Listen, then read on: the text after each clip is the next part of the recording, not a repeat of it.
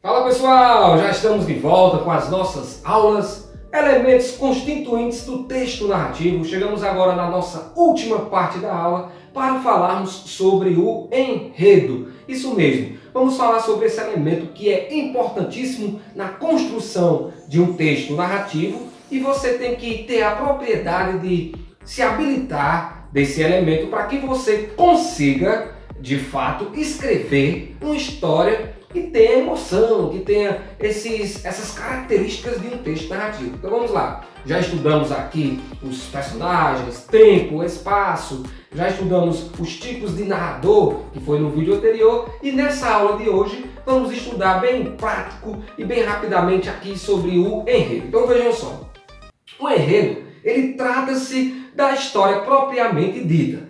É a organização dos fatos como eles vão acontecer dentro da história. Então, o enredo é a história que vai ser contada dentro da história. Como assim, professor? Uma história que é contada dentro de uma história. É aquela ação principal que é contada dentro da história.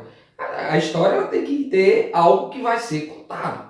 É mais ou menos quando você fala em enredo, eu acho que você já ouviu falar em enredo nos carnavais, né? Que tem lá aqueles desfiles das escolas de samba no Rio. Samba enredo, que é a história que eles vão contar dentro daquele desfile. Então, dentro de um texto narrativo, você tem que contar uma história. Você tem que contar alguma coisa que aconteceu, algo que realmente prenda a atenção do leitor. Lembrando, pessoal, lembrando dessa parte que é importantíssima, o texto narrativo, ele é um texto ficcional. Quando nós falamos no conto, por exemplo, na fala, tal, você está falando de um texto ficcional. É uma ficção, não é real. Ele pode ter traços da realidade, mas ele não é real, beleza? Então vamos lá para um enredo. Um enredo, que é a história, como eu disse, organizada, propriamente dita, ela é dividida em 4 partes importantíssimas, que você vai compreender agora cada uma delas. Primeiro, o enredo ele é dividido em situação inicial ou apresentação, que é a parte em que o narrador ele localiza para o leitor quem são os personagens do texto, o espaço, o tempo, ele localiza o leitor dentro da história. Ali é a situação inicial, é a apresentação. É quando o narrador ele vai mostrar para você, a história é sobre João e Maria.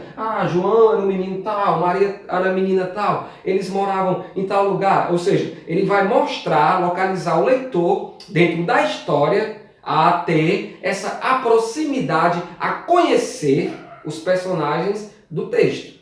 Beleza? A conhecer o tempo, o espaço, o local do texto. Então isso aí eu chamo de situação inicial ou apresentação. Dando continuidade, nós temos a complicação. O que é a complicação, professor? É quando surge uma nova situação dentro da história. Surge um conflito, que esse conflito ele vai ter que ser resolvido no desenvolver da história. Ou seja, é aquela motivação principal dentro de uma história. Vamos dar aqui um exemplo bem prático. Você está falando assim, por exemplo, era uma vez um menino chamado João, que morava numa casa no campo. Certo dia ele foi para a rua, tal, de repente um cachorro muito feroz correu atrás dele.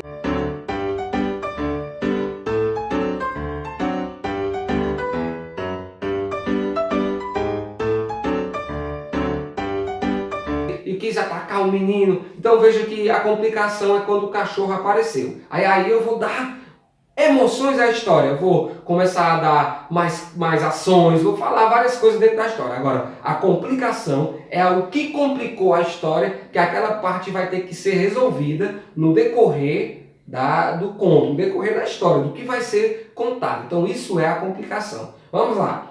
Situação inicial é a parte em que eu irei localizar as personagens, o tempo, o espaço. Complicação é aquela situação que motiva a um conflito dentro da história, que esse conflito precisa ser resolvido. Isso é o que eu chamo de complicação. Certo? A história ela vem andando normalmente e de repente surge algo novo, surge uma complicação que precisa ser resolvida. Essa parte aí é o que eu digo que é complicação. Vamos dizer, o professor subiu no pé para poder pegar umas mangas.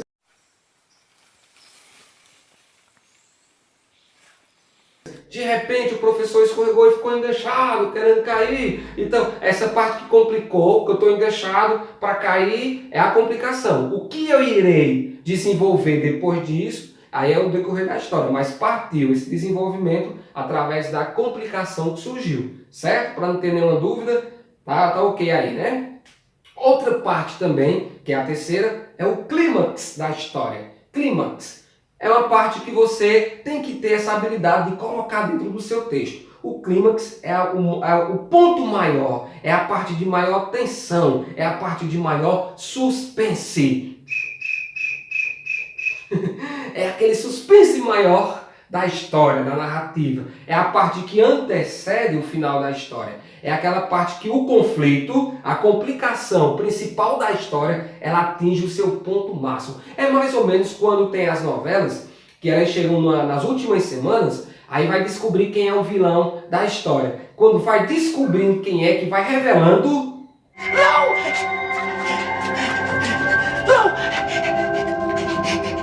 Aí termina o capítulo, aí só no outro dia, aí você vai dormir pensando, eita, quem foi que sequestrou quem, não sei o que, tal e tal. Então, o clímax é a parte de maior suspense, é a parte de maior tensão dentro da história. Isso é o clímax. Lembra do suspense? Sonzinho de tensão, dos grilinhos lá comentando de noite. Certo? Clímax, tensão, suspense. E por último nós temos o desfecho. O desfecho é onde se encerra todo o enredo. É onde termina a história. Lembrando que o desfecho é onde você vai localizar uma solução para o conflito, para a complicação que aconteceu. Beleza? Então, o desfecho é o término da história. É como terminou. E aí, foi resolvido? O professor, quando ficou lá de cabeça para baixo, em cima do pé de manga, o que foi que aconteceu com o professor? Ele caiu, ele quebrou um braço, ele conseguiu se levantar novamente. O que foi que aconteceu? Eita! Meu Deus do céu!